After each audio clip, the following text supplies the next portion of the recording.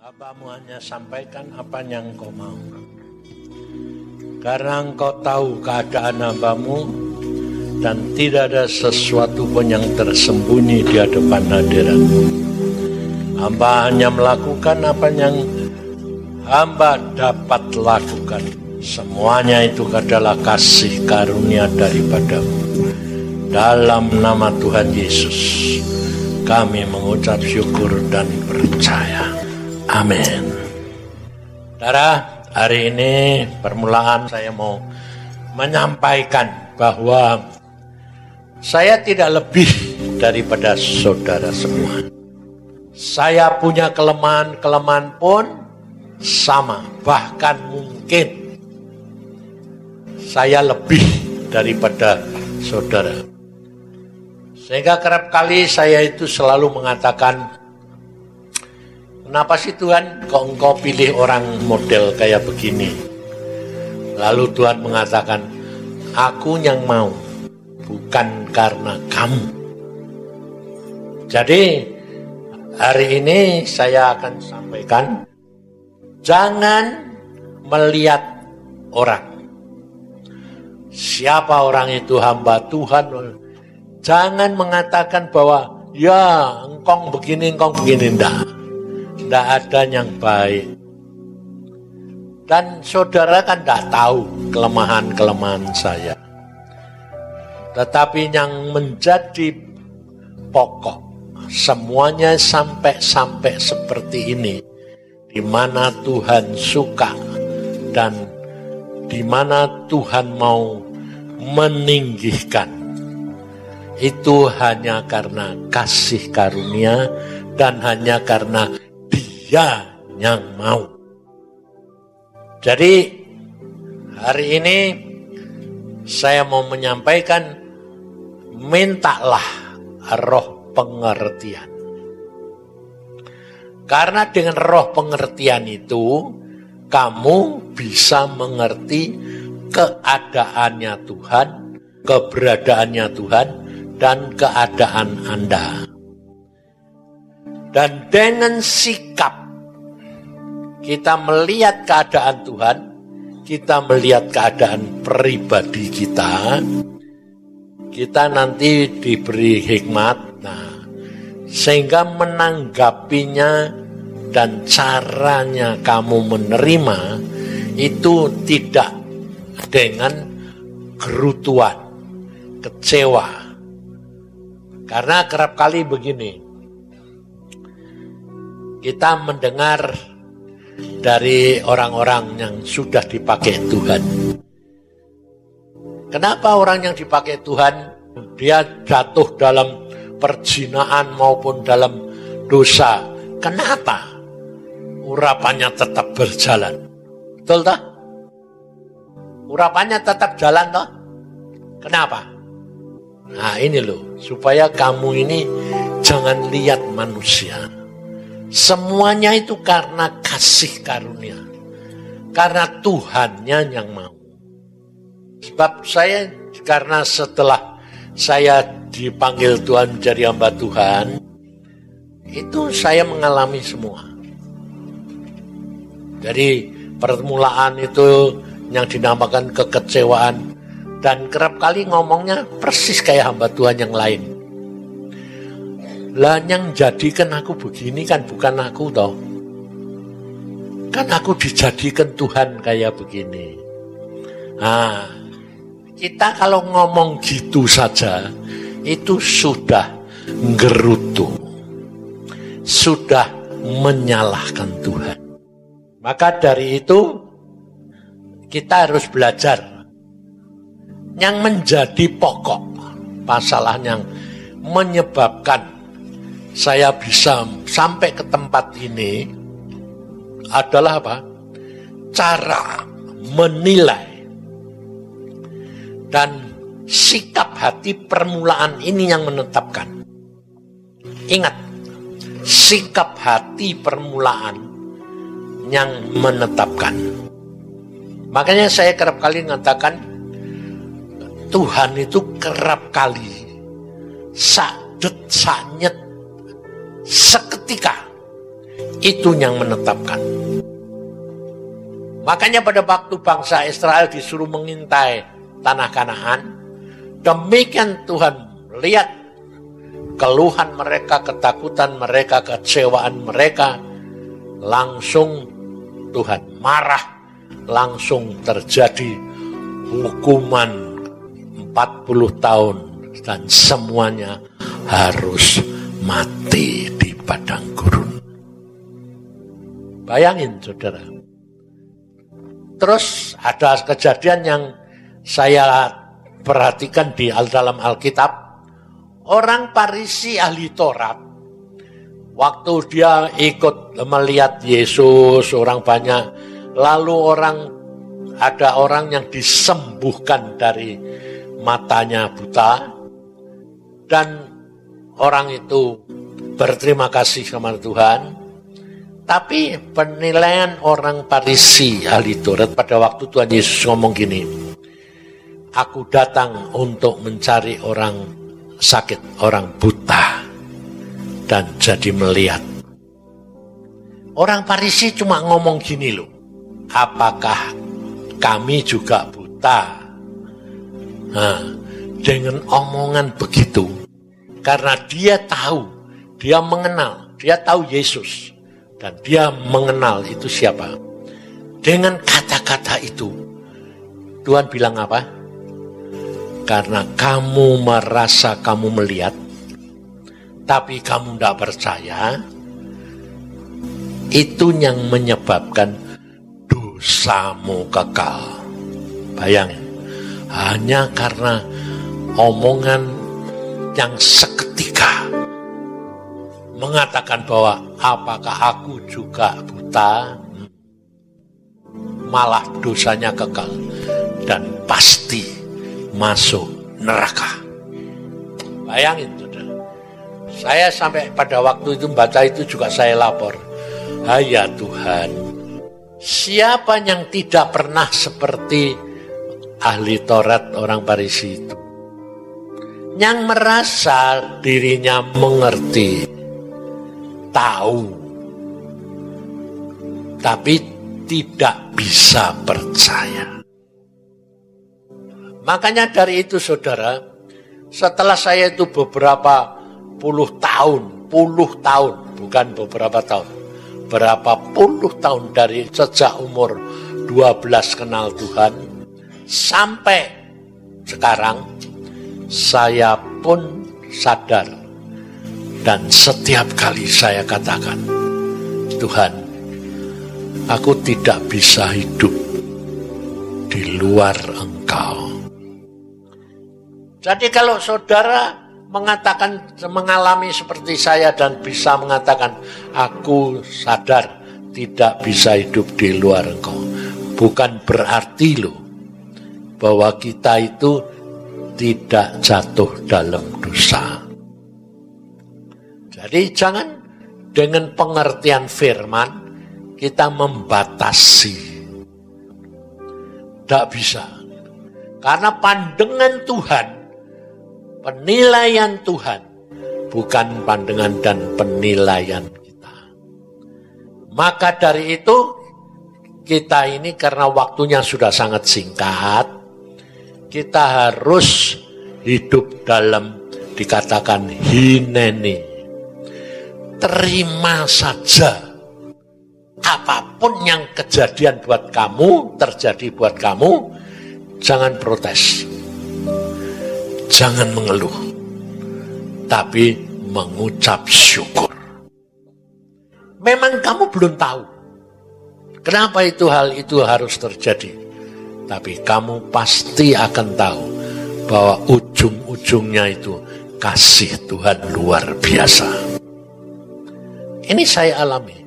Dan semua kejadian itu hampir kita tidak bisa ngerti. Lah, itu kejadian kayak begitu.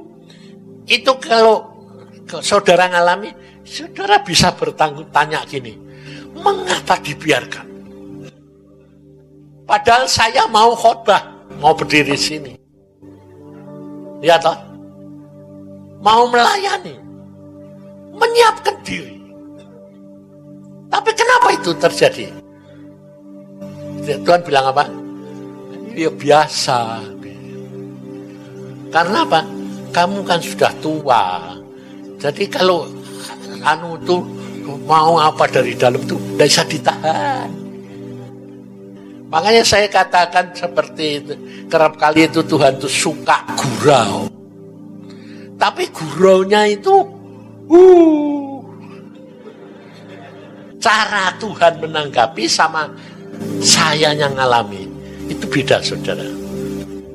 Maka dari itu mengertilah Tuhanmu itu Tuhan yang luar biasa. Aneh, tapi nyata. Jadi saya biasa aja. Lah Tuhan. Saya yang ngomong dalam saat kayak gitu tuh saya enggak gerutu gini. Ini bagaimana enggak? Lah Tuhan. Kalau engkau biarkan dia enggak apa-apa, tapi pasti ada jalan keluar lah. Jadi Henry tanya, "Om, bagaimana?" Ambil koper. Semua sudah berantakan. Jadi jangan saudara itu anggap bahwa kalau kita melayani Tuhan, kalau kita itu sudah mendapatkan satu anugerah dari Tuhan, itu kamu lalu mendapatkan fasilitas yang istimewa. Dijagai semua. Kita harus sadar bahwa kita hanya seorang hamba. Kita hanya melakukan apa yang Tuhan suka. Setelah itu terserah dia. Maka dari itu yang penting adalah roh pengertian ini yang menyebabkan saudara ini ternyata meningkat ke lebih tinggi atau malah membuat kamu jatuh. Makanya Tuhan mengatakan ucapkan syukur dalam segala perkara. Ayo, bisa enggak? Bisa kalau keberkatan. Tapi kalau dalam penderitaan, bisa enggak mengucap syukur? Kalau umpamanya kita terhadap suami, terhadap istri, terhadap anak, tidak mendapatkan penghargaan maupun pelayanan yang sesuai dengan apa yang engkau bisa mengucap syukur dah, bisa mengerti dah sebab mengapa hal itu aku masih harus mengalami. Nah ini. Dan yang menjadi masalah adalah apa? Kalau kamu sudah mulai memikir, menganalisa, ini jadi masalah.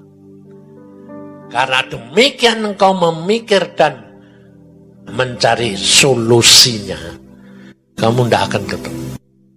Tapi solusi yang paling istimewa adalah apa? Mengerti, mengucap syukur bahwa Tuhanmu itu Tuhan yang luar biasa. Semua yang diizinkan terjadi, Tuhan sudah tahu belum? Udah. Mengapa? Karena Tuhan itu mengatakan apa? Alamina supaya kamu mengenal jalan-jalan Tuhan. Dan tidak sombong. Karena kalau kamu sudah melayani terus punya fasilitas semua, terus kamu merasa orang istimewa, itu pun sudah jatuh. Harus mengucap syukur dalam segala perkara dengan satu pemikiran pengertian Tuhan baik. Apapun. Makanya pada waktu saya terjadi kecelakaan, saya selalu tanya sama istri saya. Selama saya kecelakaan itu antara sadar tidak sadar kadang-kadang, apa yang saya lakukan? Istri saya cuma mengatakan gini, kamu cuma mengucap syukur. Kamu tidak pernah mengeluh apa-apa, cuma kamu bilang, Tuhan engkau baik, terima kasih. Kalau semuanya ini engkau suruh ngalami, supaya aku mengenal Engkau lebih dalam.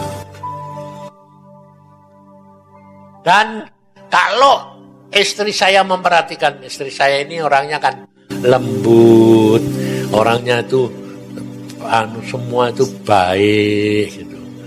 Tapi ternyata ya bahaya juga. Karena apa?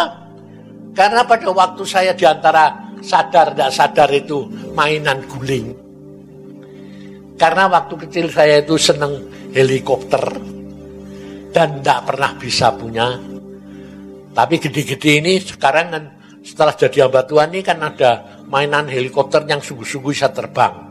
Itu saya punya loh, jangan kamu kira saya. Saya punya mainan helikopter, bukan helikopter sungguhan yang bisa diterbangkan pakai remote. Itu saya punya. Lah, jadi pada waktu saya antara sadar dan sadar tuh itu muncul di masa yang keadaan kayak gitu, saya mainan guling. Saya putar kayak baling-balingnya. Ser. Istri saya tuh nangis kayak anak kecil. Loh, aku bilang, kenapa kowe nangis? Loh, kowe ndak gila toh. Sekarang apa hubungannya orang mainan guling kok gila? Ayo, apa coba? Gara-gara mikir. Dia tanya, kenapa kowe nangis? Lah, kamu ini ndak gila. Aku gila. Lah, kamu sudah tua kok mainan guling? Loh, piye kowe? Ngerti tidak? Jadi hati-hati. Itu pun sudah satu kesalahan. Tuhan yang tidak suka. Ngerti, saudara? Sampai saya pada waktu itu ngomong, loh, bukankah Tuhan berkata, kalau kamu tidak seperti kanak-kanak, tidak bisa masuk surga. Ngerti tidak? Sebab kepolosan, ketulusan, kejujuran itu yang dimauin Tuhan. Ngerti tidak? Ngucap syukur saja. Saya ngucap syukur benar pada waktu itu. Terima kasih Tuhan. Sehingga tadi ngalami kayak gitu di WC ya saya bilang, makasih Tuhan. Saya ngucap syukur. Toh masih ada jalan untuk aku ya bawa pakaian. Sebab dalam pelayanan juga itu kerap kali saya ngalami. Kadang-kadang tuh mengambil pakaian itu kadang-kadang ngambil sendiri. Reserve banyak. Buat apa? Kalau sudah gitu saya lihat, buat apa sekian banyak? Tapi ya enggak tahu. Pokoknya saya itu nurut aja. Nanti baru tahu. Oh, maumu begini. Itu saya alami di Amerika. Pulang dari Amerika, di mana itu ya? Di New York ya? Atau di mana ya? Kue barangan? Sama Lucky itu. Ya lu. Aku bilang, pakai pakaian tebel-tebel loh. Pakai jaket barang ya. Saudara tahu, Isa sudah masukin koper semua, siap mau berangkat. Isa training pak buat tidur, ketinggalan. Celana dalam, ketinggalan. Aku bilang, ini dari mana? Tapi aku bilang, pasti engkau punya maksud. Oh, itu memang aneh-aneh. Sudah, tak masukin aja. Tak bawa ngone tas yang masuk ke cabin. Saudara tahu? Tidak tahu toh? Di pesawat mau kencing. Normal loh. Saya kencing. Pas saya mau masuk, dimasukin orang. Jadi kan nunggu. Pindah yang lain semua dipakai. Gak tahan, tahu-tahu keluar sendiri. Jerah. Aku bilang, mati gue ya. Keluar. Karena apa? Usia. Orang kalau usianya sudah tua, itu punya kelemahan. Jadi, otot-ototnya itu sudah kendor. Dan bisa dikontrol. Istri saya juga gitu. Makanya saya sama istri saya, kamar mandi kan cuma satu di kamar. Kalau saya mau kencing, dia teriak, "Yang, kamu ngapain?" Wah bingung deh. Lah aku mau kencing. Ya tahan dulu, udah bisa. Dia mesti tidur dulu, jangan bangun. Kemudian kalau dia bangun, kencing. Ayo, kayak gitu itu seandainya dia tuh marah gini. Sebentar, cepet dong. Kamu nerimanya salah. Lawang saya sedang buang air besar kok suruh cepat-cepat tuh piye. Ya saya ya bilang gini, ya sudah kalau kamu sudah mau kencing jalan aja. Saya berhenti bentar, nanti masuk aja. Jadi saya berhenti, berdiri, dia kencing, saya baru balik lagi. Nah, coba hal seperti itu, kalau tanpa pengertian, ribut dah. Nah, ayo, saya mau salahke siapa? Kamu pasti nyalahke orang lain atau dirimu dewek? Nah, makanya itu. Makanya ini loh, pasangan-pasangan muda, ingat. Semua itu harus ada roh pengertian. Kenapa suamiku gitu? Pasti Tuhan tuh punya maksud. Jangan kamu bilang, kamu sih gini. Aku sama istri saya juga kerap kali bilang, yang jangan nuntut. Kowe tahu suamimu dulu tuh kayak apa galake. Sekarang ini sudah kayak apa? Gitu saja tetap masih dikatakan, kok? Aku bilang, udahlah, saya itu sudah rela. Wong memang saya tuh tahu, sadar kelemahan saya. Bayangin saudara, itu di pesawat tuh waktu saya sama Luki ngompol,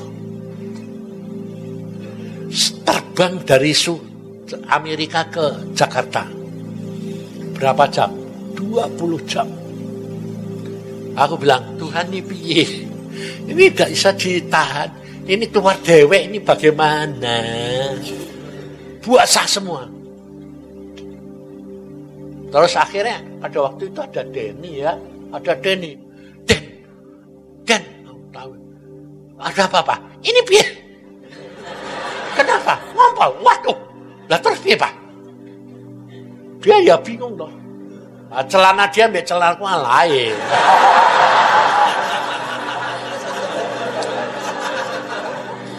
Oh, aku terus langsung inget barang yang ketinggalan tadi. Oh, pantesan aku bilang gitu. Sudah tenang, Jaden. Ngambil tas saya. Ada tas. Ada celana dalam, ada training pant. Oh, tapi celana panjang tidak ada. Ada celana training pant. Lumayan toh, pakai itu udah besar, tidak apa-apa lah. Coba bayangin, kalau saya tidak mau terima, apa yang terjadi? Tidak apa-apa. Saya dari Amerika ke sini pakai training pack, turun di Jakarta, ya tidak masalah tuh ya. Masalah enggak? Lah kok gengsi kenapa sih? Pakai training pack ya tidak apa-apa tuh ya. Jadi saya orang lihat gitu. Saya bilang, saya anggap jalan-jalan. Ngerti tak? Kalau saudara itu punya roh pengertian, maka ada damai sejahtera. Saling mengerti dan membuat bahagia orang lain. Ngerti? Maka dari itu, Ini yang permulaan, saya cuma disuruh minta, berilah Tuhan anak-anakmu ini seperti yang kau beri kepadaku, roh pengertian. Amin. Nah, nanti kamu sampai, pasti sampailah. Karena Tuhanmu Tuhan luar biasa. Amin. Ya, yang kedua kita belajar hari ini tentang roh nasihat. Saudara, saya dikasih tema ini 2 malam gak tidur. Saya bilang roh nasihat, apa sih ini roh nasihat? Berkali-kali sampai akhirnya saya ngomong sama Pak Guru, Pak, roh nasihat itu yang sing kaya opo sih Pak, gitu ya. Jadi itu sampai saya sudah buka Google, sudah buka segala macam ensiklopedia segala, kok nggak ada ya yang bisa menjabarkan tentang yang namanya roh nasihat. Jadi saya tuh udahlah Tuhan gliding baik kayak Pak Yusak, sudah belajar, sudah berusaha, sudah melakukan segala sesuatu, kok tetap tidak bisa menjabarkan tentang roh nasihat. Hanya ada satu yang saya dapatkan, itu di dalam Yesaya 9 ayat yang kelima. Firman Tuhan mengatakan begini, sebab seorang anak telah lahir untuk kita, seorang putra telah diberikan untuk kita, lambang pemerintahan ada di atas bahunya, dan namanya disebut orang penasehat ajaib. Saudara, sekarang saya ingin bertanya kepada saudara, siapa di antara saudara ini yang tidak ingin nasihat? Sebetulnya begini, orang yang tidak ingin nasihat atau dinasehati itu sebetulnya di dalam dirinya sombong.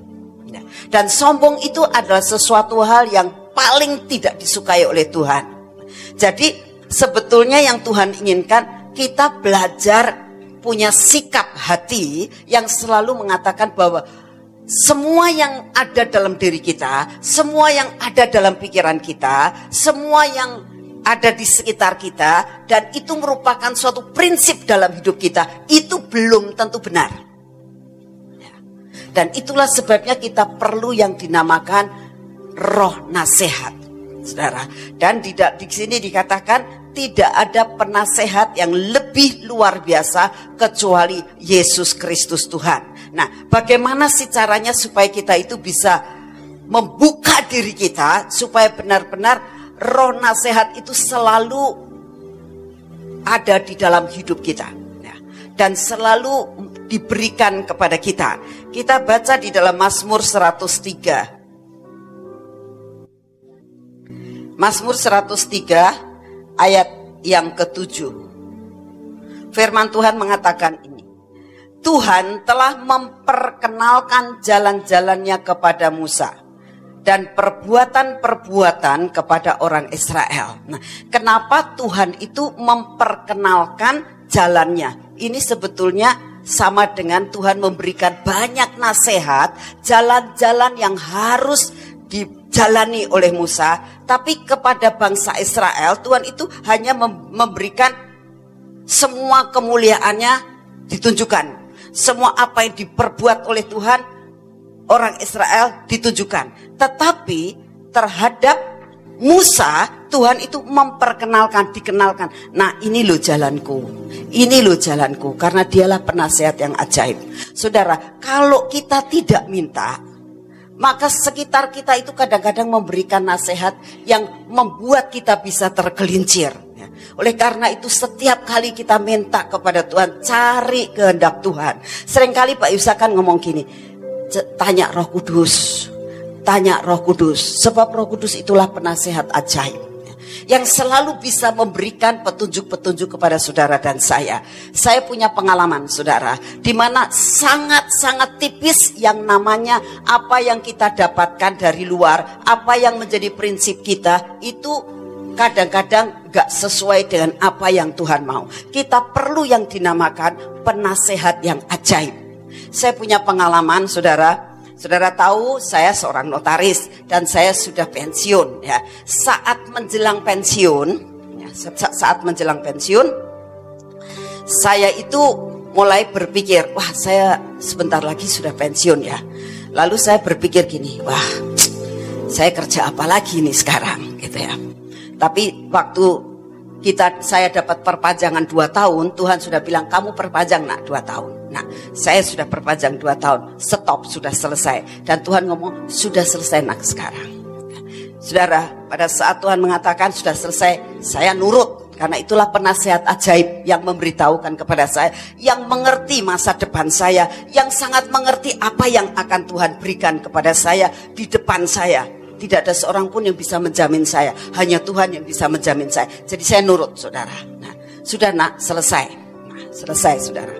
Lalu karena selesai, saya itu kan punya banyak hal, ya, yang namanya skill saya, semuanya itu kan hasilnya akte-akte banyak sekali. Yang namanya klien itu banyak. Hubungan sama bank hampir semua se-Cirebon itu duit sebetulnya, saudara. Ya.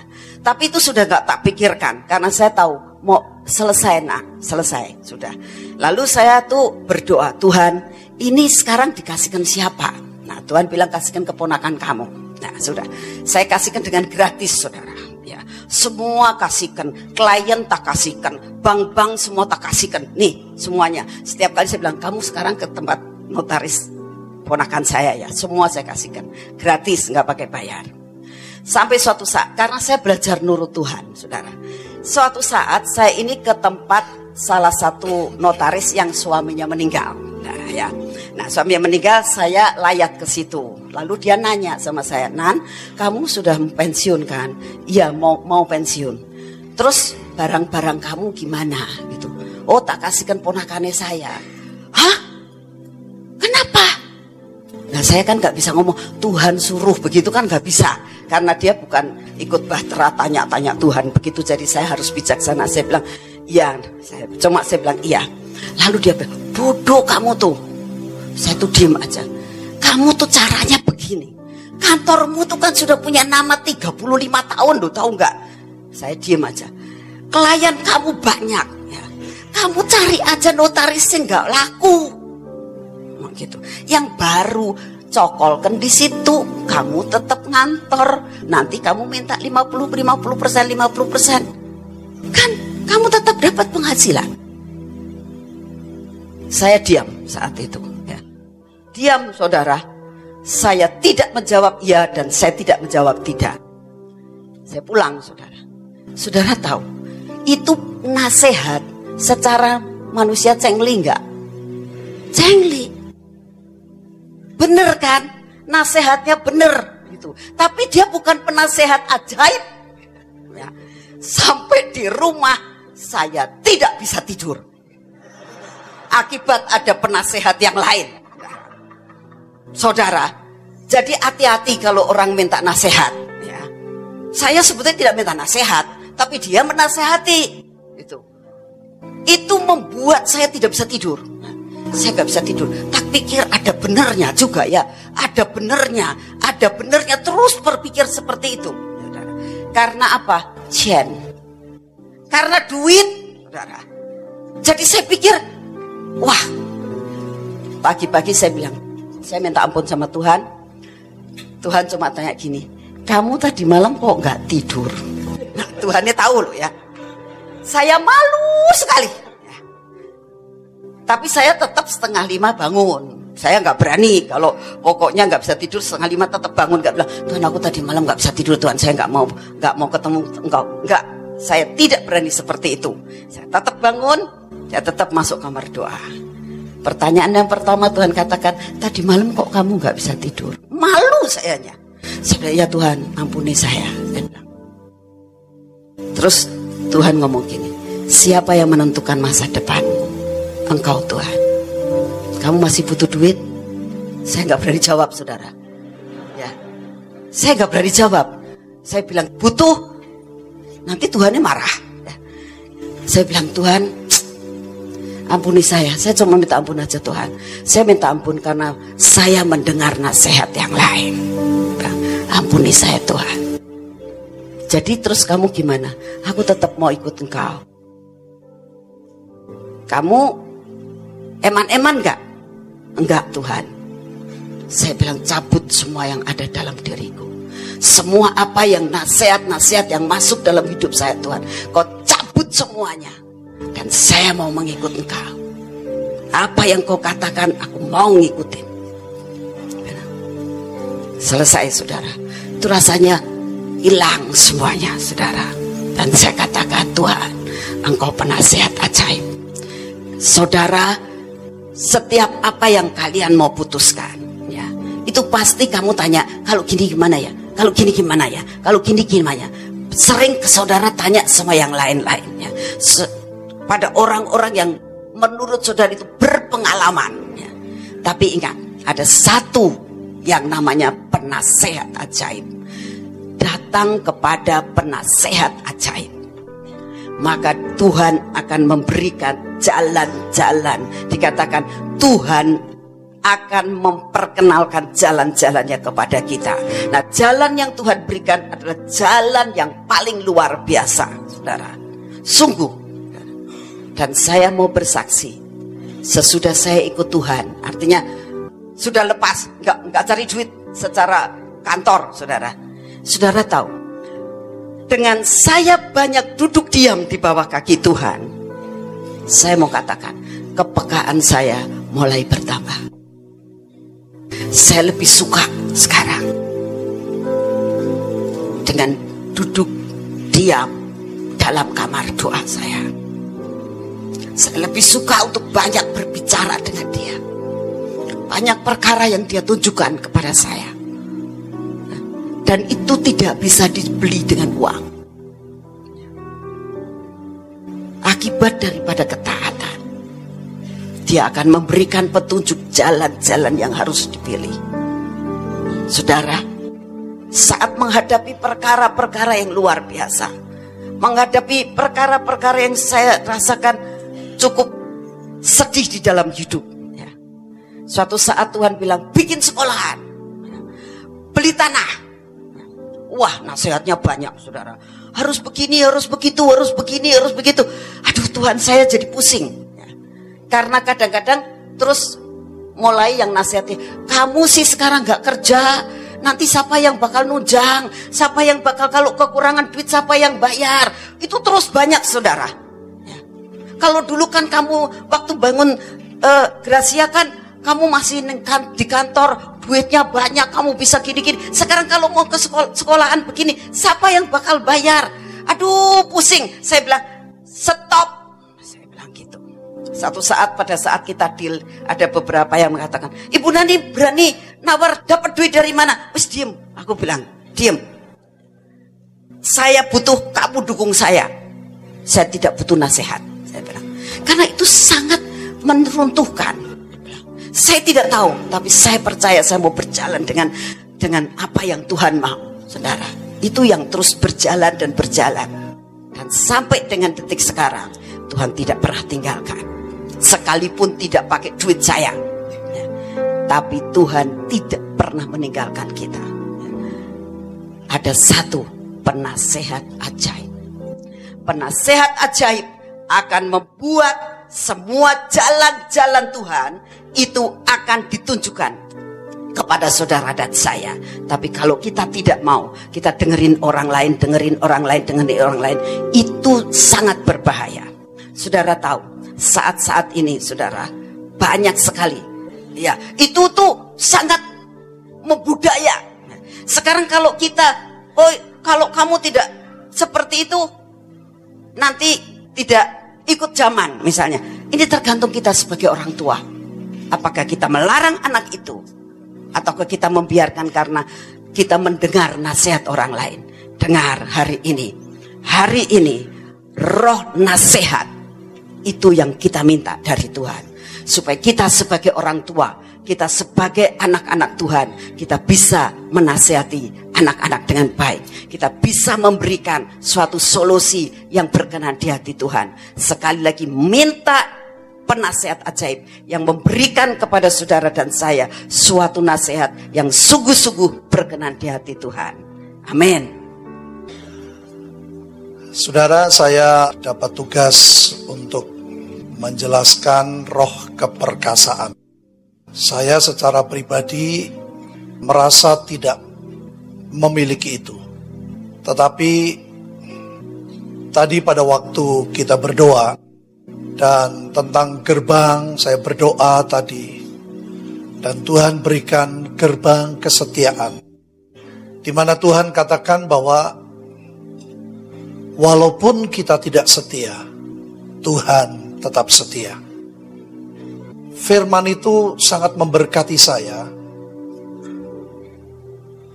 Dan akhirnya saya merenungkan, saudara, apa sih hubungannya keperkasaan dengan kesetiaan?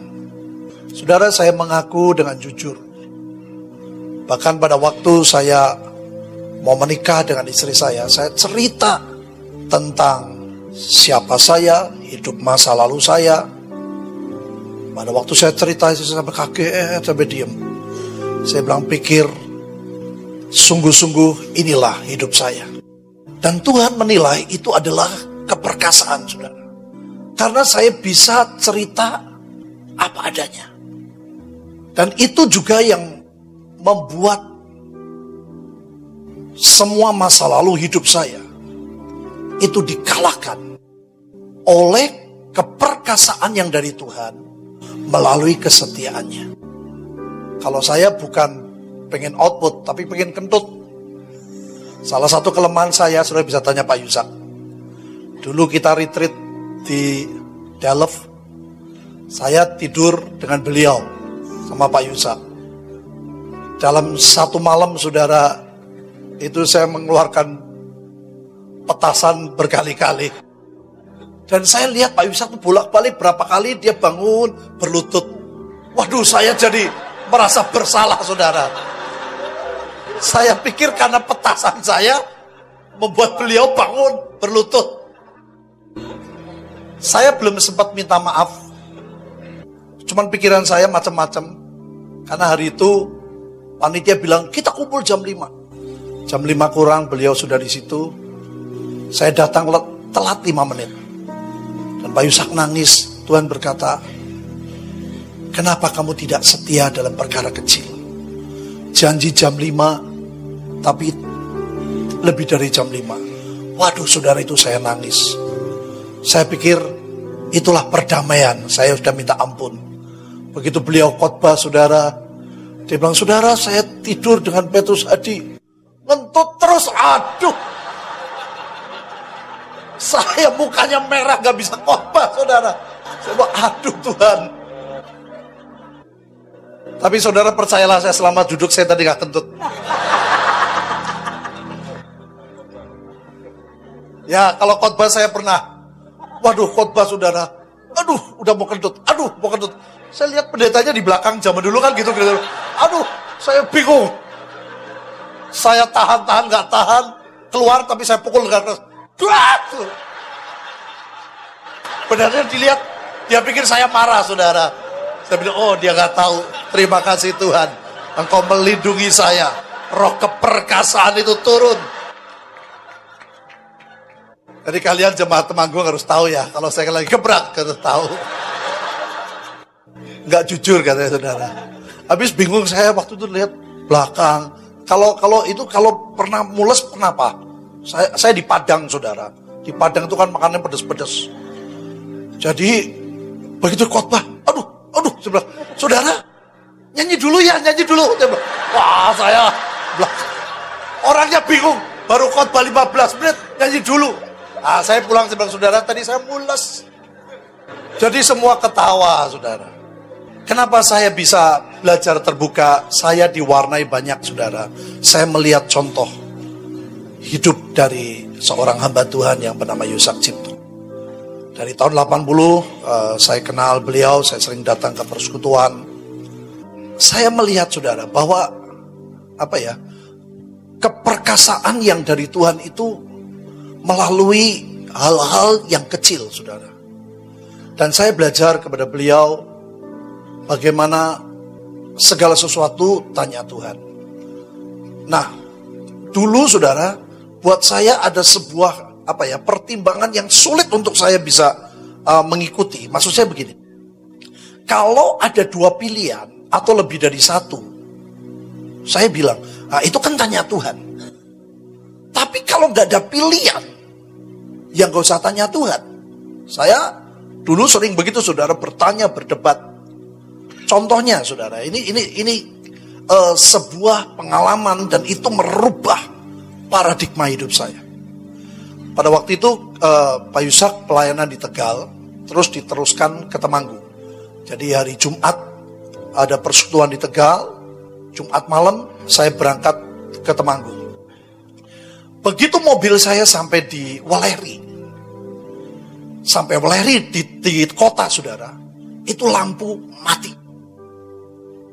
Ada kekeliruan tentang pokoknya arus masuk dan sebagainya, ada yang keliru sampai di Weleri mati.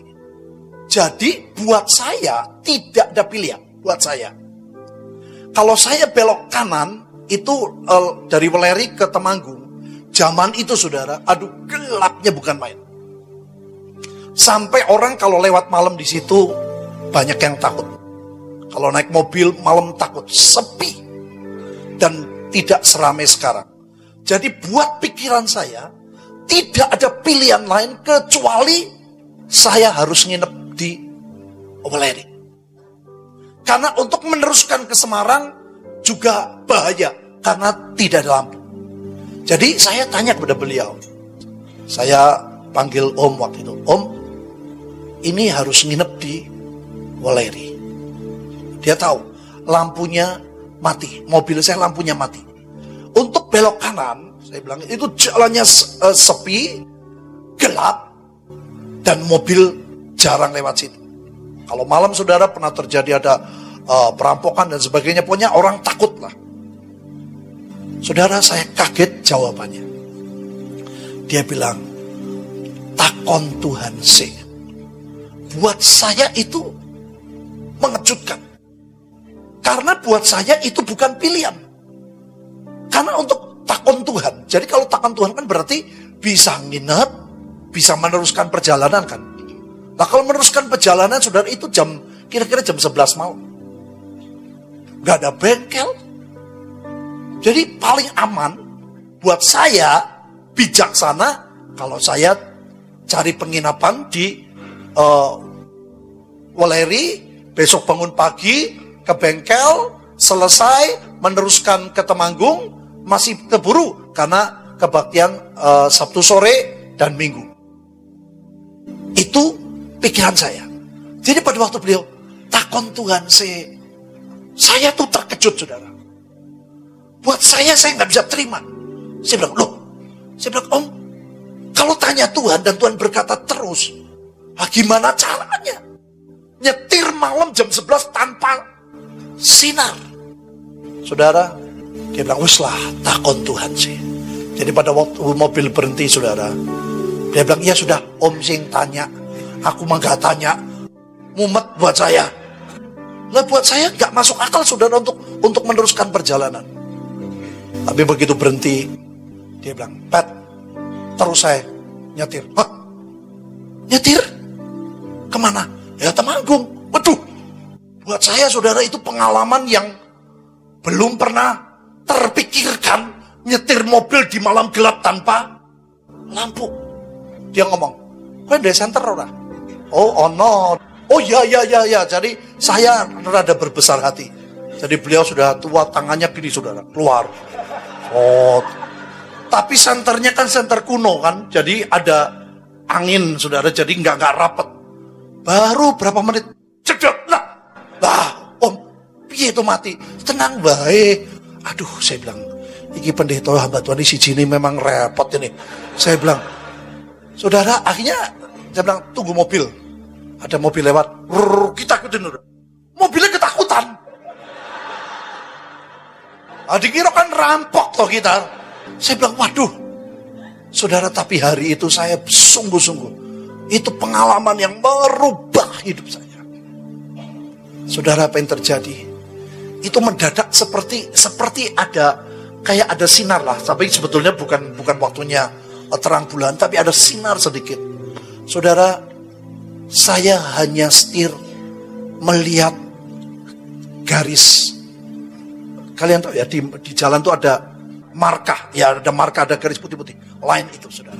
Saya hanya lihat itu pelan-pelan. Ditolong yang kedua, saya bolak-balik Tegal Temanggung. Saya bilang, Tuhan, saya capek.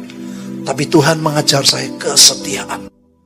Kalau saya siang, saudara, saya tahu, ingat, oh, lubang di sini, lubang kanal, saya ingat semua. Karena sudah bolak-balik sampai 3 tahun lebih. Jadi malam itu saya masih ketolong. Oh, ini habis belok ini. Habis ini lewat ini gini. Jadi ketolong seperti itu. Dan saya hanya melewati jalan, saudara. Dia bilang, toh bisa toh? Lah ya bisa, tapi aku deg-degan, saudara. Begitu sampai di Temanggung, mobil saya naikin masuk garasi, mati. Saya bilang, Tuhan, belum pernah saya lihat pengalaman seperti ini. Saya melihat betapa perkasanya Tuhan. Kalau kita mau belajar setia dalam perkara kecil. Dari situ, saudara, saya mengerti, saya banyak belajar. Alkitab berkata, firman itu seperti pelita di kaki kita.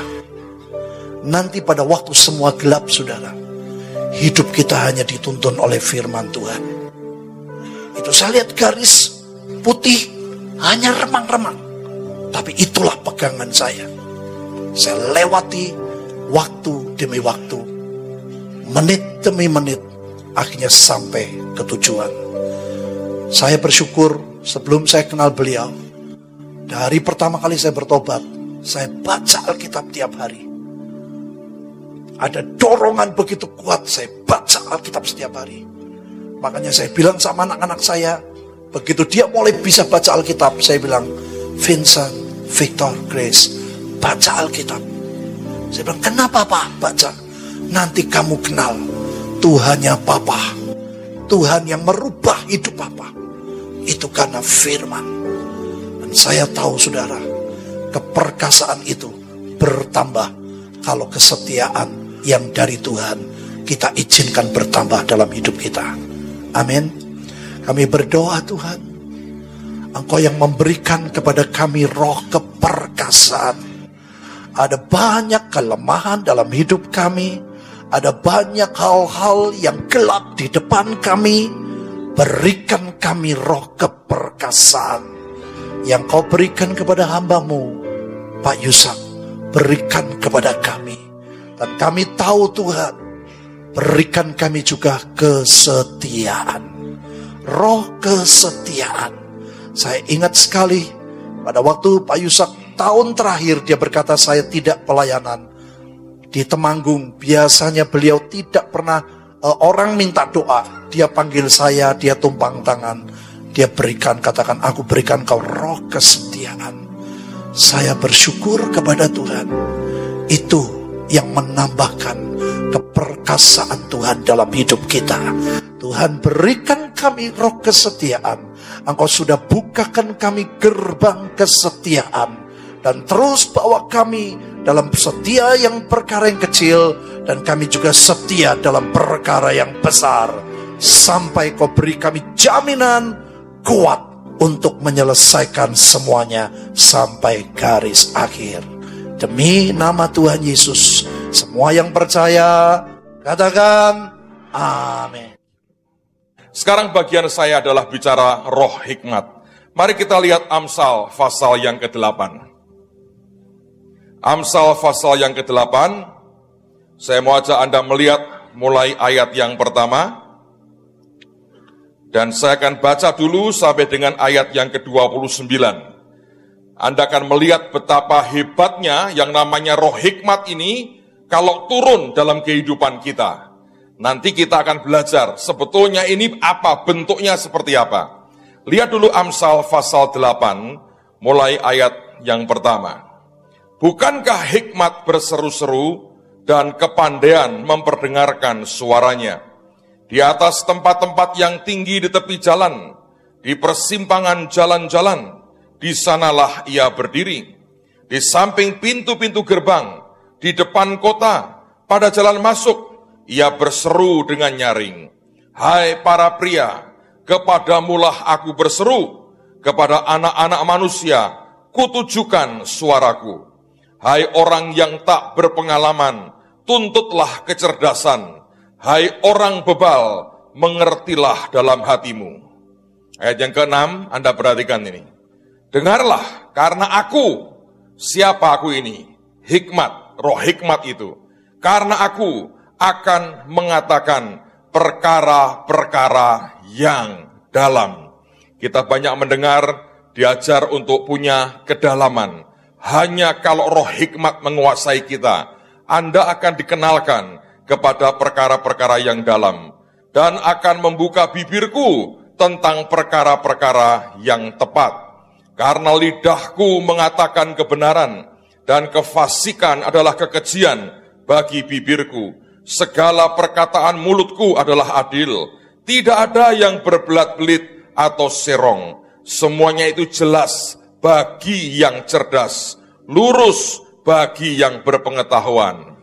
Terimalah didikanku lebih daripada perak, dan pengetahuan lebih daripada emas pilihan. Sifat dari hikmat ini adalah mendidik, saudara. Jadi kalau Anda tidak mau dididik, engkau tidak akan pernah bisa terima. Ini bukan sekedar, saya terima, lalu selesai. Karena dia berkata, terimalah didikanku, lebih daripada perak, dan pengetahuan lebih daripada emas pilihan. Karena hikmat lebih berharga daripada permata.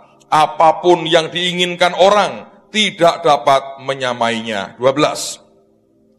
Aku hikmat tinggal bersama-sama dengan kecerdasan, dan aku mendapat pengetahuan dan kebijaksanaan.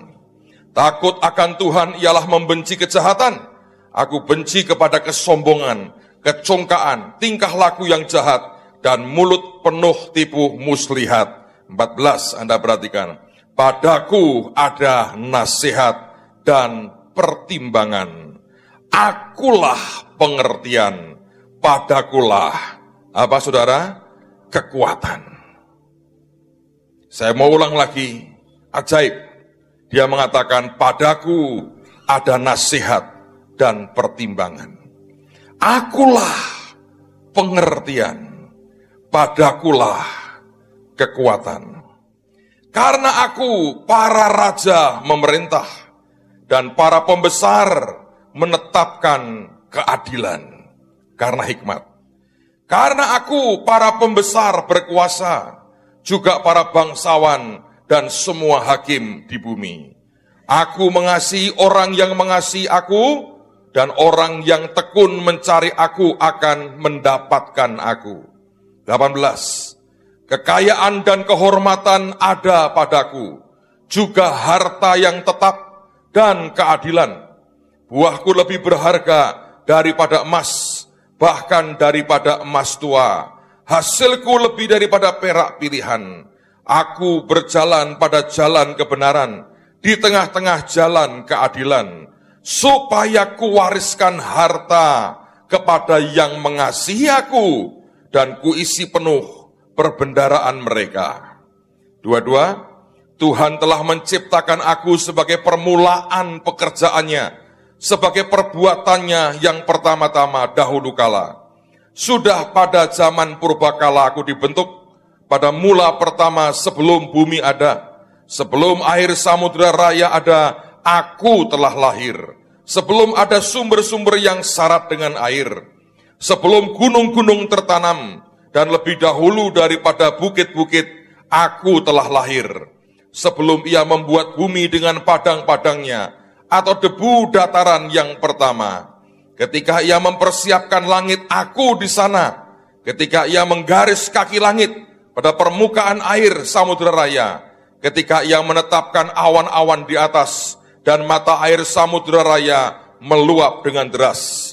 Ketika ia menentukan batas kepada laut, supaya air jangan melanggar titahnya, dan ketika ia menetapkan dasar-dasar bumi. Sampai di sini sebetulnya saya bertanya, hikmat itu seperti apa bentuknya? Pengertiannya apa sebetulnya hikmat itu?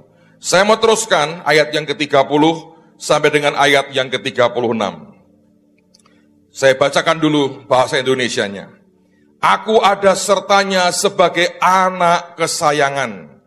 Setiap hari aku menjadi kesenangannya, dan senantiasa bermain-main di hadapannya. Kalau Anda baca ini, oh hikmat itu kayak anak kecil ya, lucu pokoknya mainan terus di depan Tuhan, kira-kira begitu. Ternyata bukan, saudara. Hikmat itu bukan anak kecil yang hanya bisa manja-manja dan hanya suka mainan di depan raja atau tuannya. 31 dia berkata, aku bermain-main di atas muka bumi dan anak-anak manusia menjadi kesenanganku. Lalu ayat 32, oleh karena itu hai anak-anak dengarkanlah aku, karena berbahagialah mereka yang memelihara jalan-jalanku. Dengarkanlah didikan, maka kamu menjadi bijak. Janganlah mengabaikannya. 2 kali dia bicara soal didikan. 34, berbahagialah orang yang mendengarkan daku, yang setiap hari menunggu pada pintuku, yang menjaga tiang pintu gerbangku. Karena siapa mendapatkan aku, mendapatkan hidup, dan Tuhan berkenan akan dia. Tetapi siapa tidak mendapatkan aku, merugikan dirinya. Semua orang yang membenci aku, mencintai maut. Saudara, saya bertanya terus terang, ini bentuknya seperti apa Tuhan? Yang namanya roh hikmat itu seperti apa? Saya lihat di berbagai terjemahan, saya lihat teks aslinya, saya menemukan satu kata yang luar biasa. Ternyata bukan dikatakan anak kesayangan, yang kesannya cuma manja, main di depan raja, dan berkata, akulah hikmat. Enggak. Sebetulnya kata anak kesayangan itu terjemahannya enggak terlalu akurat. Karena sebetulnya dikatakan begini, I was the architect at his side. Aku adalah si arsitek itu yang ada di sampingnya. Saudara, saya kan nggak pernah belajar jadi arsitek. Jadi ketika saya baca ini, saya telepon S2 dari Belanda, arsitek kita. Saya mengajukan sebuah tes sederhana, dan saya anggap beliau lulus. Saya tanya dengan dia begini, saudara. Kamu kan arsitek, walaupun dia belum pernah bangun gedung pencakar langit, saya tahu. Sebagai arsitek, saya mau tanya begini. Kalau kamu mau bangun sesuatu, apa yang muncul pertama di benakmu? Dasarnya apa? Saya kan nggak tahu.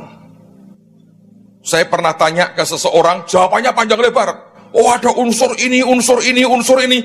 Mumet saya. Loh, saya tahu nanti ujungnya itu gabungan dari begitu banyak disiplin ilmu. Tapi yang saya pengen ngerti, cara mikirnya pertama itu apa? Dan saya pikir dia lulus lah S2 Belanda, oke lah. Karena jawabannya begini. Ya tergantung. Yang mau bangun apa dulu? Jangan tanya saya lebih jauh sebelum saya tahu inginmu seperti apa. Nanti yang mau bangun ingin seperti apa, cerita. Bagian saya sket, mikir, buat garis. Dan di zaman dulu yang saya tahu, itu nggak dipisah antara yang arsitek dengan yang sipil. Enggak. Dari Anda gambar sampai ngitung, sampai bangun, sampai jadi satu orang. Dan Paulus pernah berkata, dia seorang master builder, ahli bangunan yang hebat. Nah, ternyata hikmat itu arsitek. Dalam pengertian, saudara, kalau ini turun dalam hidupmu, saudara akan ada di samping Tuhan sebagai Tuanmu. Lalu dia akan cerita hatinya. Nah, kalau Anda tidak punya roh hikmat, si raja cerita, Anda cuma begini, hebat, amazing. Paling-paling monotok, saudara. Terus selesai. Karena nggak ada roh hikmat. Sebagian terharu nangis. Kok Tuhan rela cerita dengan saya? Tapi begitu roh hikmat itu turun, tentu kita bisa minta, tapi Anda dan saya harus mau dididik. Roh hikmat itu membuat Anda bisa menangkap. Maunya apa sih? Dan tiba-tiba Anda bisa punya gambaran, nangkap dari yang dia punya, gambaran hidup seperti apa yang dia inginkan. Kalau saudara seorang pengusaha, atau Anda seorang hamba Tuhan, atau siapapun saudara, tiba-tiba ada sesuatu yang related dengan hidupmu, Anda bisa tangkap, Anda berkata, bosku mau begini. Dan tiba-tiba Anda mulai gambar, Dan engkau berkata, ini loh yang Tuhan mau. Nah, karena dia seorang master builder, dia seorang arsitek, bukan cuma digambar. Maka dia mulai menghitung seperti apa harusnya, lalu mulai digarap sampai itu jadi. Arsitek, make things done. Menjadikan semuanya jadi, saudara. Nah, inilah yang sebetulnya disebut sebagai roh hikmat. Beruntung ada arsitek S2 dari Belanda. Saya rada lumayan ngerti, saudara. Tapi sebetulnya itu kan, itu roh hikmat. Anda lihat sesuatu, sebagian orang cuma mumet berkata gini, waduh, aku tak anu aja wis, ikut partainya Pak Yusak, udah mumet gini aku, ngapain? Inhaler, nyedot, serot. Bukan tanya Tuhan loh, kalau tanya Tuhan lumayan. Loh kamu kok nggak mikir? Ya ini banyak hal aku tak mengerti, jedot pokoknya. Loh kalau itu dari penyerahan seperti beliau, oke. Tapi kalau dari Anda masa bodoh dan apatis, itu masalah. Dan banyak orang nggak bisa nangkap. Seringkali nangkapnya pun cuman sepotong. Dan begitu kita diserai sebuah tanggung jawab, tidak ada apapun yang bisa dihasilkan dan sampai jadi sebuah kenyataan. Sebab roh hikmat tidak menguasai kita. Saudara, Tuhan mau semua kita sesungguhnya memiliki semuanya ini. Sebab ini Tuhan sediakan dengan cara yang sangat ajaib dalam hidup kita. Begitu roh hikmat itu menguasai saudara, maka seperti yang Alkitab berkata, tiap hari Anda mengamati pintu gerbangnya Tuhan. Tiap hari Anda menunggu ini, apa yang muncul? Ada clue apa yang kemudian bisa kita tangkap? Dan itu membutuhkan sebuah konsisten, terus-menerus, kesetiaan, nangkep terus apa yang dia mau. Lalu Anda bisa jabarkan dan dia berkata, Tuhan mau aku begini. Dan dengan ini hitungannya harus seperti ini. Maka langkah pertama seperti ini, langkah kedua seperti ini, akan jadi seperti ini. Saudara, sebetulnya karena waktunya sudah sangat singkat, dia mau semua kita punya roh hikmat ini. Persoalannya apakah Anda sedia dididik? Sebab ini rumit. Dalam kenyataan itu membutuhkan akan campuran sekian banyak disiplin ilmu. Kalau Anda membangun sesuatu misalnya, coba Anda mikir sederhana. Oh kan tidak perlu politik Pak membangun, perlu ngerti politik. Ngerti nggak? Itu butuh segala macam understanding. Kalau Anda bangun seperti ini, masyarakat akan seperti apa? Lalu belum segala macam yang lain. Itu seluruh disiplin ilmu dimasukkan jadi satu. Dengan harapan si ownernya dipuaskan. Tapi hebatnya adalah, kalau saudara dan saya jadi bagian daripada sebuah proyek pembangunan kerajaan Tuhan yang ajaib. Mungkinkah Tuhan kita memberikan budget yang dibatasi? Bangun kerajaanku ya, ngirit aja ya. Kamu gaji jangan naik-naik dulu ya, sampai jadi ya. Mungkin nggak? Nggak mungkin. Kalau Anda bagian dari the kingdom of God yang dibangun, semua diberi, saudara. Apapun yang Anda butuhkan, dia Tuhan yang luar biasa, supaya bangunan kerajaannya jadi dan ajaib dan membawa kemuliaan yang luar biasa. Amen, saudara. Lihat lagi akan ayat yang ke-34. Karena Alkitab berkata begini, berbahagialah orang yang mendengarkan daku dan setiap hari menunggu pada pintuku, yang menjaga tiang pintu gerbangku. Kalau Anda lihat dalam Alkitab The Message, ada kalimat awake and ready for each morning. Anda dalam keadaan terjaga dan siap setiap pagi. Kalau Anda lihat, kemudian dia berkata, alert and responsive as I start my day's work. Kita jadi orang yang waspada dan sangat beresponsif merespon, menanggapi pada saat kita mulai akan pekerjaan kita. Itu roh hikmat. Lalu kemudian kalau Anda perhatikan pada pasal 9, ayat yang pertama sampai dengan ayat yang ke-6. Hikmat telah mendirikan rumahnya. Kenapa hikmat mendirikan rumahnya? Dia arsitek soalnya. Ngerti ya? Hikmat telah mendirikan rumahnya. Dan dalam rumahnya itu ajaib. Dikatakan menegakkan ketujuh tiangnya. Dalam hikmat itu ada 7 pilar di dalamnya. Memotong ternak sembelihannya. Tapi yang kedua, mencampur anggur dan menyediakan hidangannya. Kata-kata ini sebetulnya seperti orang memasak. Luar biasa ini, masak. Yang khotbah harusnya mak ini soal memasak, saudara. Nomor 1 di dunia menurut saya. Hari ini khusus datang bawa babi kecap. Susah ditolak. Saya tadi berkata saya nggak mau makan nasi hari ini. Babi kecap keluar runtuh iman saya. Sebab ada orang yang punya kemampuan mengolah begitu rupa. Hikmat tidak menyediakan dengan asal disediakan. Dia olah, dia campur. Ternak disembelih, anggur dia campur, dan dia sediakan hidangannya. Ayat 3. Pelayan-pelayan perempuan telah disuruhnya berseru-seru di atas tempat-tempat yang tinggi di kota. Lalu ayat yang keempat berteriak begini, siapa yang tidak berpengalaman, singgahlah kemari. Dan kepada yang tidak berakal budi, katanya, marilah makanlah rotiku, dan minumlah anggur yang telah kucampur. Buanglah kebodohan, maka kamu akan hidup, dan ikutilah jalan pengertian. Ajaib sekali.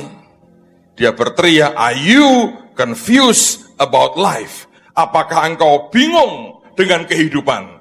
Dia bilang, come, makan dengan aku. Aku olah sesuatu yang ajaib. Dan olahan itulah didikan Tuhan. Roh hikmat yang dia mau berikan dalam hidup kita. Siapa yang rindu ini turun dalam hidupmu? Ayo kita minta. Tapi syaratnya juga rela dididik Tuhan. Jadi arsiteknya Tuhan yang luar biasa. Tiap kali Tuhan datang kepada saudara, Anda merasakan hadiratnya. Kalau Anda tidak punya roh hikmat, Anda menangis terharu, Tuhan mendatangi aku. Tapi kalau seorang arsitek, dia berkata, Tuhan, apa yang engkau ingin? Dan tiba-tiba muncul semua kerinduan hatinya. Roh hikmat, make things done, menjadikan semuanya jadi dalam hidup kita. Kami terima dalam nama Tuhan Yesus. Dan terus engkau didik kami Tuhan. Sampai sungguh-sungguh semua kami jadi arsitek-arsitek Tuhan yang luar biasa. Dan apapun yang kau rindukan terwujud oleh karena roh hikmat yang menguasai kami. Di dalam nama Tuhan Yesus. Semua berkata amen. Kita buka Hosea 4 ayat 6. Saudara, roh yang selanjutnya yang Tuhan mau bagikan buat kita adalah roh pengenalan akan Tuhan. Saudara, roh pengenalan akan Tuhan dimulai, saudara, pada waktu engkau bertobat. Tetapi itu adalah awal yang seperti baru lahir roh itu. Atau baru ditanam dalam hidupmu. Tapi kemudian kau harus terus berjalan. Kata kenal itu artinya berjalan dengan passion. Dari awal sampai mati. Saudara, ada banyak orang tidak pernah berjalan dengan Tuhan dengan passion. Dia tidak pernah berjalan dengan Tuhan day by day. Tapi dia hanya sekali-kali berjalan dengan Tuhan. Dan itulah yang membuat roh pengenalan itu tidak bisa bertumbuh. Dan membuat ujungnya, saudara, kita sebenarnya tidak pernah mengenal Tuhan. Kalau saudara baca roh pengenalan ini, mulai dari Hosea 4 ayat 6. Umatku binasa karena tidak mengenal Allah. Karena engkaulah yang menolak pengenalan itu, maka aku menolak engkau menjadi imamku. Dan karena engkau melupakan pengajaran Allahmu, maka aku akan melupakan anak-anakmu. Saudara, dari pengenalan ini diawali dari pertobatan. Tapi itu tidak bisa terjadi otomatis bertumbuh. Kalau misalnya nih diajak Tuhan, bangun pagi, kita tolak, ngantuk Tuhan.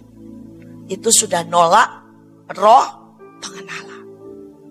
Kemudian Tuhan suruh saudara untuk mengalami sesuatu yang mujizat. Dengan cara saudara kita dimasukkan kepada sebuah masalah yang tidak mungkin. Dan saat itu kita bilang tidak mau. Kita bilang tidak mungkin, mustahil, tidak bisa. Maka sebenarnya kau sedang menolak roh pengenalan. Kalau engkau saudara dimasukkan jalan kehambaan, tiba-tiba engkau tahu engkau harus berhadapan dengan orang yang nyebelin, menghina, menekan. Dan engkau menolak. Tanpa engkau sadar, engkau menolak roh pengenalan itu. Saudara, karena itu Tuhan berkata, kalau engkau menolak, engkau binasa.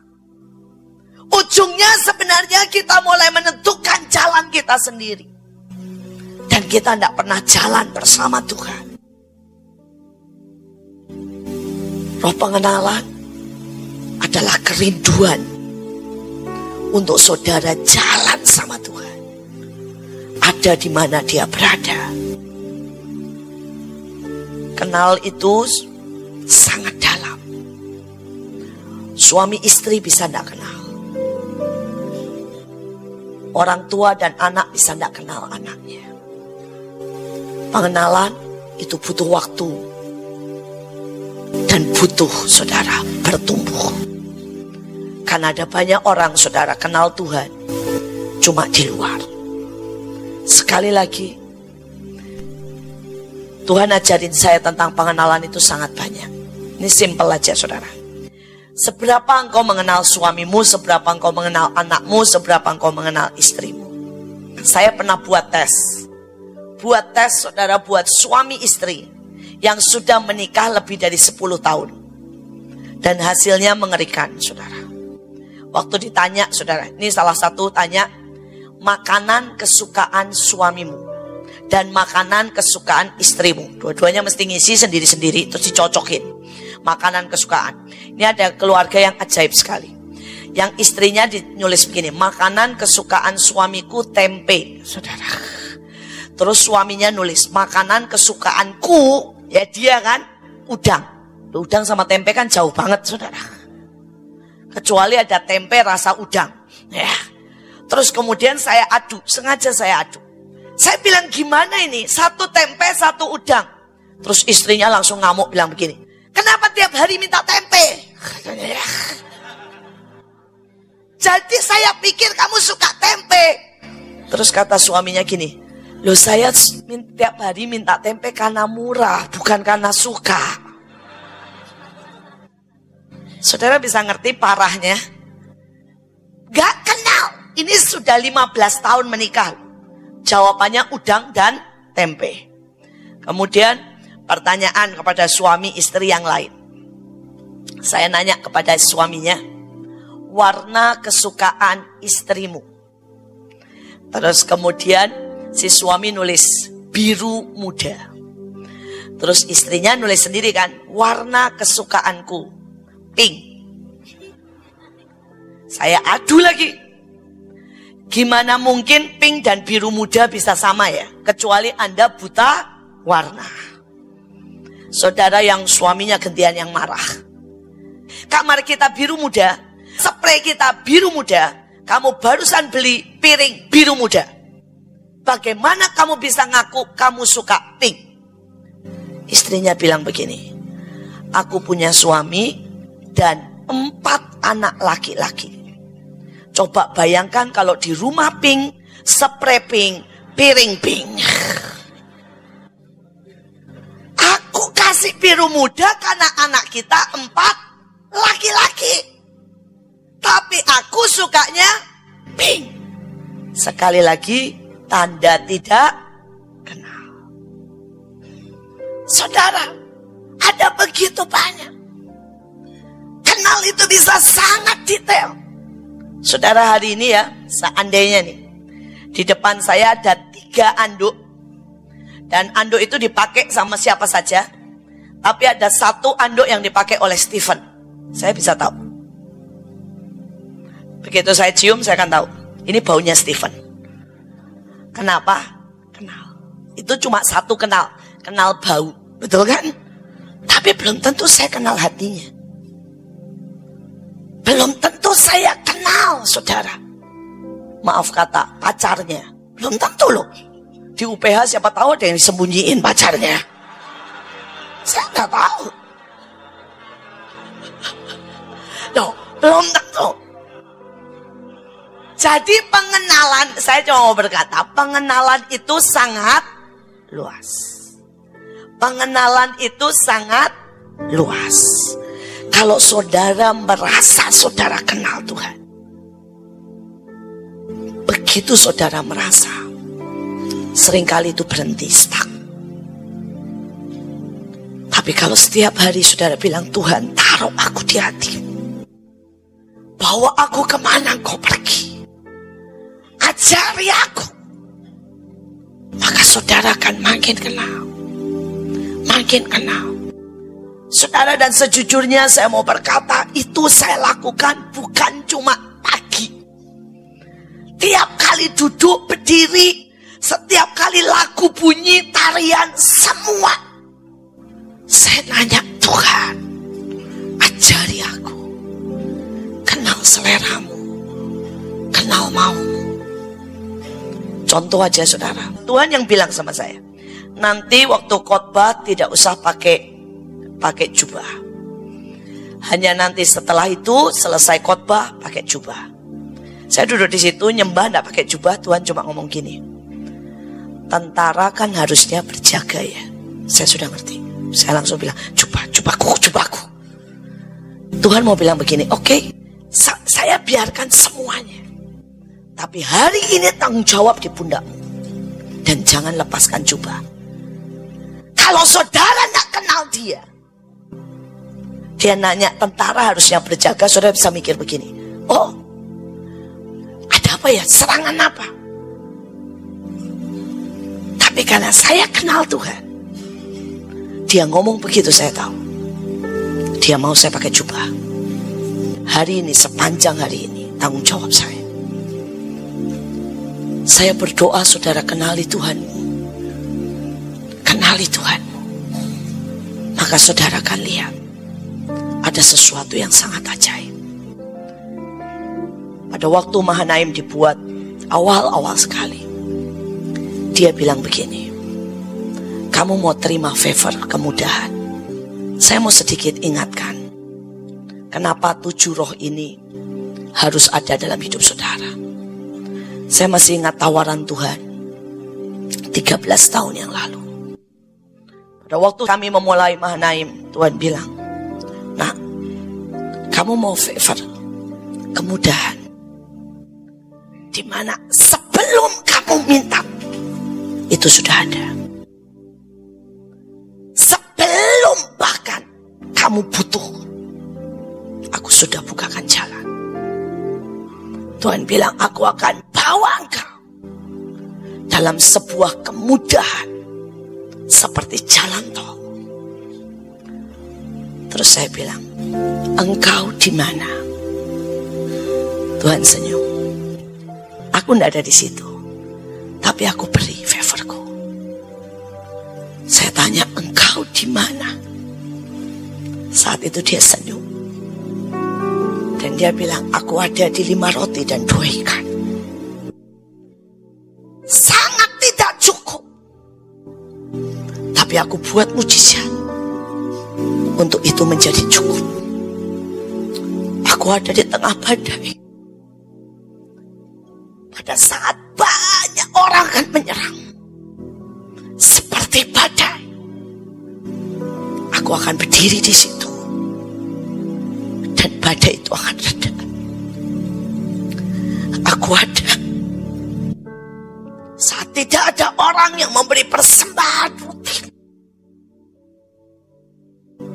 tapi setiap kali Engkau bertemu dengan aku pagi hari, tanganku akan mengeluarkan mana dan Kau akan menikmati mana langsung daripadaku. Pada waktu itu, saudara, saya tahu artinya. Sejujurnya saya tahu artinya. Saya tahu artinya dia akan ajak saya melewati padang gurun. Tapi di situ akan ada air yang dia belah. Saya tahu artinya dia akan lewati saya begitu banyak peperangan. Tapi dari situ dia akan ajari saya cara melepaskan pedang, berjalan, terbang, bahkan melihat kemenangan dari satu kemenangan demi kemenangan. Dan saya berkata, tidak usah kasih saya kemudahan. Aku mau jalan sama Engkau. Aku mau ada di mana Engkau ada. Aku mau kenal sampai senyummu, matamu, seleramu, caramu berperang, kesukaanmu, makananmu, caramu membelah lautan, caramu mendatangkan mana, aromamu, caramu berdiri di atas gunung, caramu menyintai anak-anakmu, caramu turun di jalan-jalan, caramu memberi makan, caramu menyembuhkan. Aku mau kenal Engkau. Aku mau kenal Engkau. Dan hari itu dia senyum dan dia bilang, kau memilih jalan yang tidak gampang. Saya bilang, aku memilih Engkau dan pengenalanmu lebih dari segalanya. Dan sampai hari ini dia jalan sama saya. Dia jalan sama Manai. Sangat riuh. Setiap kali kami salah, tidak ada uang sama sekali. Setiap kali tembok kami lubang, begitu banyak serangan terjadi. Kami jalan, bahkan setiap pagi jam 5. Kalau kami doa, pilihan lagu tidak benar saja, dia tidak mau datang. Buat orang lain itu beban, buat saya itu kesukaan. Dia nyatakan dirinya sangat detail, sangat real. Buat banyak orang itu sebuah masalah. Buat saya itu tanda cintanya, bahwa dia bukakan dirinya untuk dia kenal, untuk dikenali. Dan hari ini, apa yang saudara pilih? Saudara menolak pengenalan itu? Saudara pilih jalan yang mudah? Atau saudara pilih jalan yang membuat engkau kenal senyumnya, kenal keajaibannya, kenal tatapannya, kenal seleranya, kenal senjatanya, kenal targetnya, kenal semuanya. Ajari kami Tuhan, ajari kami. Saya melihat sebuah sungai, dan sungai ini adalah sungai pengenalan. Dan Tuhan berkata, ada orang yang cuma cukup mengambil 1 sendok dan membawanya pulang dan berkata, cukup, aku kenal Tuhan. Itulah awal keselamatan. Ada orang yang bermain-main, tapi dia tidak mau badannya basah. Dia cuma mau menyedokkan tangannya dan bermain. Tapi ada orang yang mau basah, hanya selutut. Jangan semua. Jangan semua. Aku mau pakai tetap caraku. Aku mau pakai tetap kepandaianku, kenyamananku, segala sesuatu yang selama ini aku tahu. Tapi ada orang yang berani tenggelam. Bahkan dia sebenarnya tahu dia tidak mungkin bisa bernafas di air. Tapi dia berkata, aku mau dalam sungai. Seperti seharusnya manusia tidak bisa bernafas dalam kemustahilan, dalam perkara-perkara roh. Tapi saat kita mau, kita tenggelam. Dan beberapa orang masuk sangat dalam. Engkau sampai berenang di dasar lautan itu. Dan itulah dasar pengenalan yang dia tawarkan hari ini. Besarnya pengenalan itu seperti lautan. Lebih besar dari yang pernah kau pikirkan, nak. Kau bisa mengenal sangat banyak hukumku, perjanjianku, firmanku. Seberapa engkau menerimanya, tergantung pilihanmu hari ini. Tergantung pilihanmu. Sungai itu ada di atas kita, bergemericik mengalir. Pilihanmu menentukan.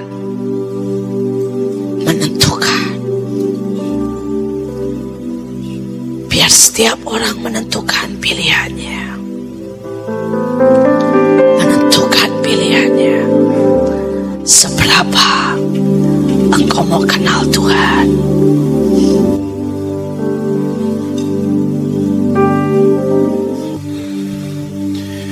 Dan yang terakhir adalah roh takut akan Tuhan. Saya akan bacakan satu ayat yang diambil dari 1 Samuel pasal yang ke-12. 1 Samuel pasal yang ke-12 ayat yang ke-24. Hanya takutlah akan Tuhan dan setialah beribadah kepadanya dengan segenap hatimu. Sebab ketahuilah betapa besarnya hal-hal yang dilakukannya di antara kamu. Sekali lagi saya akan bacakan ayat ini, karena ini ayat Tuhan beri untuk kita semua. Hanya takutlah akan Tuhan dan setialah beribadah kepadanya dengan segenap hatimu. Sebab ketahuilah betapa besarnya hal-hal yang dilakukannya, nyanya besar, di antara kamu. Perkara roh takut akan Tuhan, sebenarnya kita bisa lihat dan kita bisa takar hidup kita. Apakah lebih besar untuk kita tidak melakukan dosa, atau kita dengan gampang melakukan dosa? Kita bisa lihat hidup kita, mana yang lebih kita pilih, menyenangkan Tuhan atau menyenangkan daging kita? Mana yang sering kita pilih, masuk proses, tetapi akhirnya kita lihat Yesus mengasihi kita. Dan apa yang Dia izinkan terjadi itu baik. Atau kita give up. Takut akan Tuhan.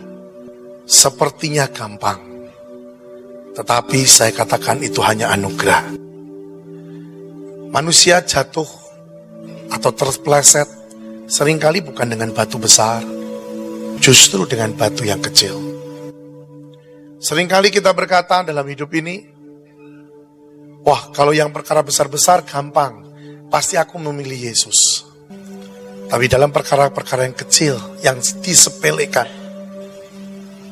seringkali kita didapati tidak takut akan Tuhan. Kita meremehkan. Kita berkata gampang, nanti aku tak bertobat. Itu sudah tidak takut akan Tuhan. Kita gampang untuk tidak mentaati peraturan. Jujur saudara. Coba kita sekarang jujur saja. Siapa di sini yang setiap hari berurusan dengan kendaraan? Misalnya naik motor, naik mobil, saya percaya banyaklah yang seperti itu. Ayo, engkau taat enggak dengan lampu lalu lintas? Langsung ribut. Ya kan perkara kecil kan, betul? Nah, di situ kita bisa tahu kita tuh sebenarnya takut akan Tuhan atau tidak. Saya masih ingat pada waktu saya masih remaja, tetapi ya namanya kenakalan ya seperti itulah. Saya cuma dikasih tahu sama ayah saya satu hal. Dia berkata begini, kamu mau jadi apapun terserah. Bahkan dia pilihkan pada saya dua pilihan. Dia katakan pada saya seperti ini, 2 pilihan ada di depanmu. Yang pertama, engkau jadi seorang hamba Tuhan lah istilahnya. Ya, engkau jadi hamba Tuhan bukan karena engkau anak hamba Tuhan, tapi karena engkau mengalami bahwa Tuhan Yesus itu hidup. Kalau engkau mengalami bahwa Tuhan Yesus hidup, jadilah hamba Tuhan, orang yang sungguh-sungguh menyayangi Tuhan. Atau yang kedua, kalau engkau tidak jadi hamba Tuhan, karena mungkin saya memang dari dulu sudah ditetapkan jadi hamba Tuhan, ada banyak firman Tuhan seperti itu. Makanya beliau berkata seperti itu. Dia bilang, kalau kamu tidak jadi hamba Tuhan, kamu bisa ambil pilihan yang kedua. Dan saya tanya, apa itu Pak? Dia berkata, jadilah penjahat yang terbesar. Gak ada orang tua yang seperti papa saya. Dan dia bilang, saya masih ingat saya bicara itu dengan adik saya berdua, udah ada adik saya. Kami berdua berkata gini, oke, kalau kita tidak jadi anak Tuhan yang benar, kita tidak mengalami bahwa Yesus itu hidup, kita akan jadi mafia yang terbesar di dunia. Dan saya alami. Dan ayah saya selalu berkata begini, di dalam 2 hal yang kau bisa pilih, satu hal yang kau harus ngerti, mata Tuhan tidak pernah tertutup, lihat engkau di mana saja. Dan jujur, kata-kata itu yang membuat saya bertobat. Benar. Karena kata-kata itu masuk dalam hati saya. Sehingga setiap kali saya mau berbuat dosa, saya ingat kata-kata itu. Dan kata-kata itu akan menjadikan, akhirnya saya mengerti, itu menjadikan saya menjadi takut akan Tuhan. Saya tidak berbicara lebih banyak, tapi cobalah renungkan. Dan dari tadi Tuhan lihatkan saya, di depan saudara dan saya itu ada timbangan. Dan timbangan itu tidak pernah bisa engkau tambahkan untuk lebih berat kepada Tuhan.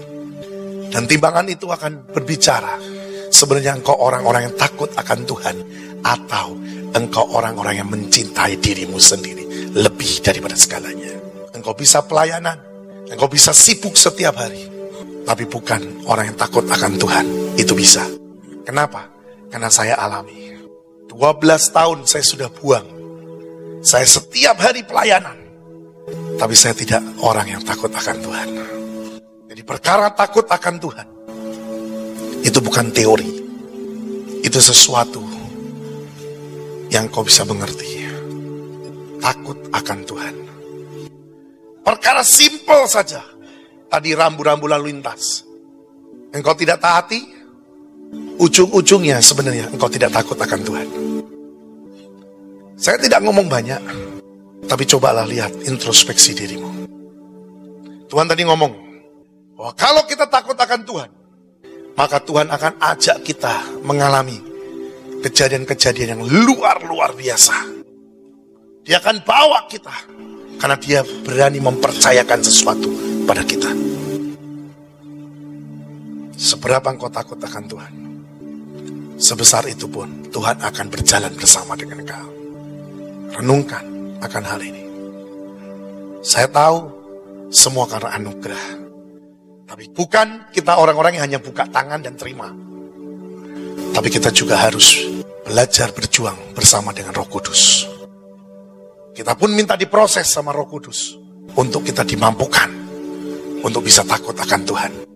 Bukan hanya seperti pada waktu kebaktian seperti ini. Kalau kebaktian seperti ini kelihatan semua takut akan Tuhan.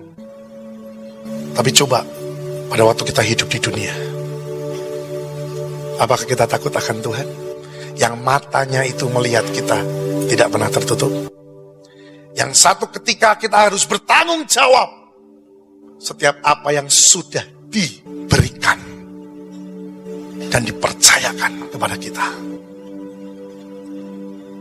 Hati-hati, takut akan Tuhan. Dasar sebenarnya dari segala sesuatu.